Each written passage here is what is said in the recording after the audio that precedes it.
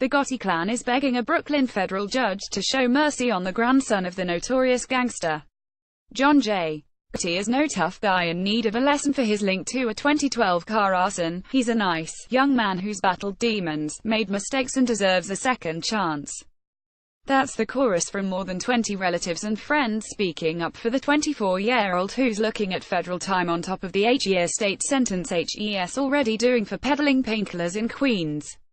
"He is my baby, I adore him and pray he will have the opportunity to be a productive member of society again," wrote his grandmother, Victoria Gotti, the wife of late Gambino boss John Gotti, who died behind bars in 2002.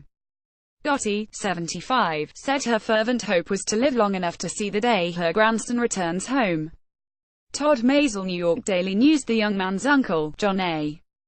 Jr. Gotti, said his nephew was born with the last name, and all of its connotations and condemnations. "With this kind of pressure, with my nephew being a young individual of limited life experience, and subject to being easily influenced by those who might not have his best long-term interests at heart, it is not surprising that he would find himself one day involved with the criminal justice system," his uncle wrote. Gotti's father, Peter, said his firstborn son was a beacon of light and hope through our constant storms. "Please consider the love and undying support he has from his family as we try to rise from the ashes." Go Nakamura, New York Daily News. The letters were filed Wednesday, while Gotti waits to be sentenced by Judge Aline Ross after pleading guilty to arson in June. Some noted Gotti's jailhouse interview with the Daily News, where Gotti said he was stupid, young and dumb. Prosecutors said after a driver cut off 82-year-old wise guy Vincent Asaro, the senior demanded underlings hunt down the car and torch it. A Bonanno crime family associate roped in Gotti, then 18, who was the getaway driver once the offending vehicle was set on fire. Strureuters in Gotti's federal plea deal, he copped to his role in a Queens bank robbery weeks after the arson. He was also the getaway driver in the boneheaded bank caper.